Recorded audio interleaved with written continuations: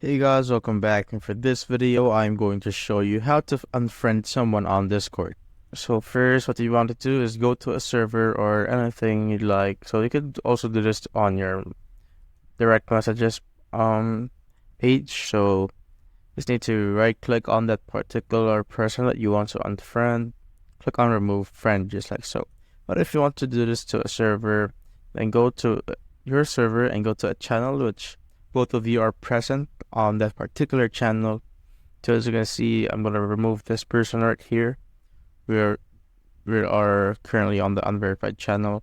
So I'm gonna right click on his profile and I'm just gonna click on remove friend just like so. And that's basically it. Once I go here, you will see the add friend option because basically I removed that person as my friend. So if you want just add them again, you just go click on this one. That's it guys. If you have found this video helpful, simply leave a like below or subscribe because it helps reach more people. See you on the next one.